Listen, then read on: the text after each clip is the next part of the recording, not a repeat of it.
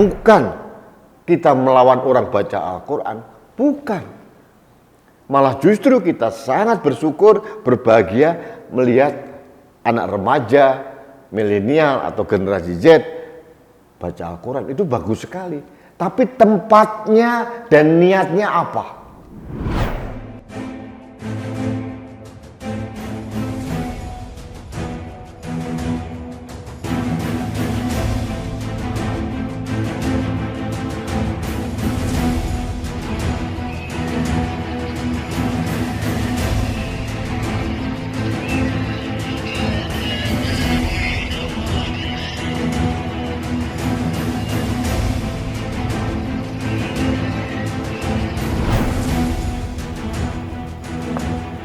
Halo sahabat Indonesia, kita bertemu lagi dalam Opini Rudi.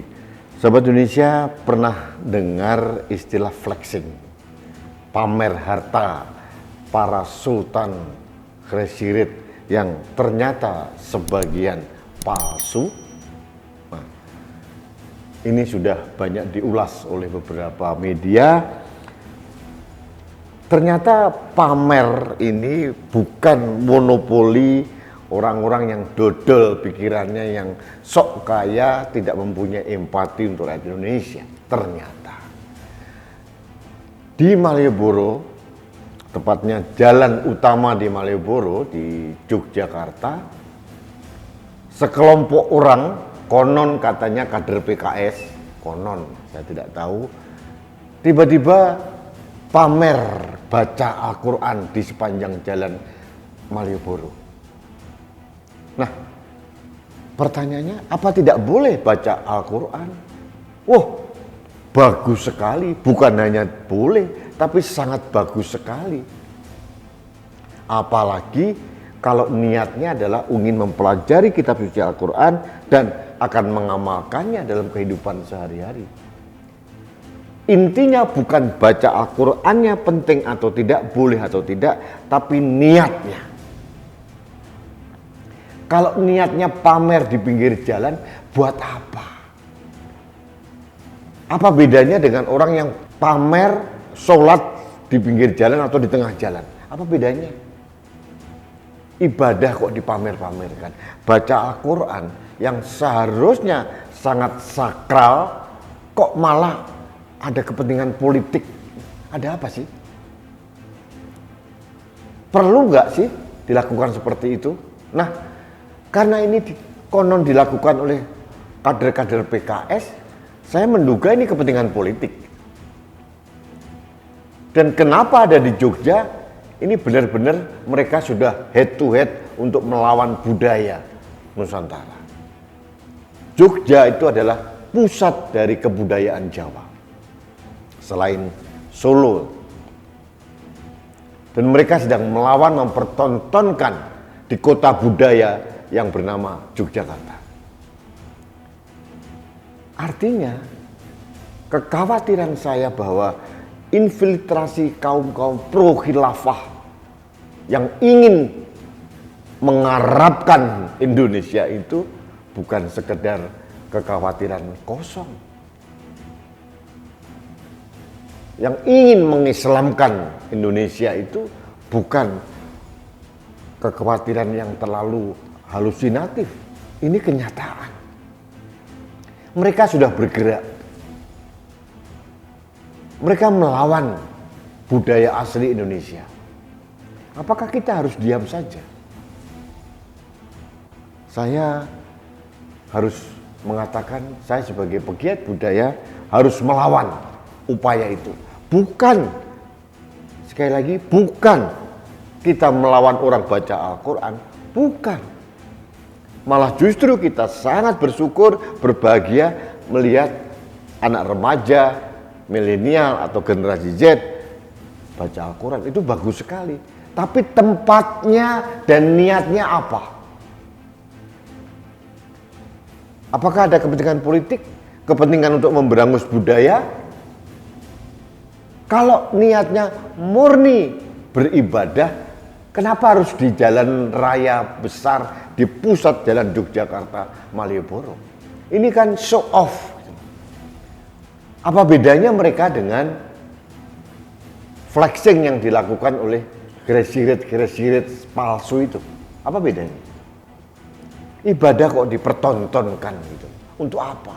Kecuali memang mereka mempunyai intens untuk politisasi dengan menggunakan agama. Mereka menggunakan agama untuk menarik animo orang. Ini kuno sebetulnya, tapi efektif memang. Sahabat Indonesia, ada pertanyaan menggelitik dari teman saya. Kalau suatu saat saudara-saudara kita yang Nasrani atau Kristen kemudian melakukan kidung pujian secara massal di Malioboro, mereka kemeriang enggak? Boleh enggak? Mereka kebakaran jenggot atau tidak? So pasti. Jadi yang dilakukan oleh kelompok-kelompok yang membaca Al-Quran, yang pamer baca Al-Quran di jalan raya ini sangat tidak konsekuen. Arogan, merasa paling banyak, merasa mayoritas, jadi seenak udahnya sendiri. Beribadah dijadikan alat untuk pamer. Untuk apa? Kalau ini benar, dengan catatan kalau ini benar dilakukan oleh kader PKS, kita tidak bisa diam saja. Konon ada yang mengatakan PKS itu mazhabnya adalah Ikhwanul Muslimin. Saya tidak tahu. Tapi upaya itu nyata adanya dan kita merasakan itu. Sahabat Indonesia, ancaman terhadap keindonesiaan kita sedang dipamerkan oleh kelompok-kelompok ini. Mereka mencuci otak generasi muda, generasi milenial, generasi Z dengan program liho-liho itu. Mereka dicuci otaknya sehingga mereka mempunyai ketakwaan yang buta dan sesat. Bukan beragama secara damai, secara elegan, secara personal dan secara humble, rendah hati. Nabi Muhammad itu orangnya rendah hati. Tidak pernah pamer. Tidak pernah melakukan show off di jalanan yang begitu banyak orang lalu lalang, lalu sengaja baca Al-Quran atau mungkin berkhotbah sembarangan begitu. Tidak pernah. Kalau mengatakan dia orang Islam, kalau menurut saya orang Islam itu tuntunan yang paling utama kan Nabi Muhammad. Kalau Nabi Muhammad tidak melakukan seperti itu, lalu yang ditiru oleh kelompok-kelompok yang ngaji di jalanan ini siapa? Sahabat Indonesia, saya berpikir ini adalah semacam unjuk kekuatan kelompok-kelompok pro khilafah yang ingin memberikan pesan kepada Indonesia bahwa mereka ada dan semakin menginfiltrasi masyarakat Indonesia. Kita harus waspada. Kalau kita cinta NKRI, kita cinta keberagaman dan cinta Indonesia, kita tidak boleh diam saja. Pemerintah negara pun tidak boleh mendiamkan hal ini. Ada Menteri Agama, Majelis Ulama Indonesia, juga para ulama-ulama besar. Harusnya mereka, beliau-beliau itu bereaksi, meluruskan, bukan membiarkan. Yang sering terjadi, mereka diam saja. Kami-kami ini yang dianggap sebagai social influencer yang babak belur menghadapi mereka. Padahal kita nggak dapat apa-apa dari negara, dari pemerintah. Tapi saya melakukannya dengan senang hati karena ini adalah upaya serius saya untuk menjaga Indonesia.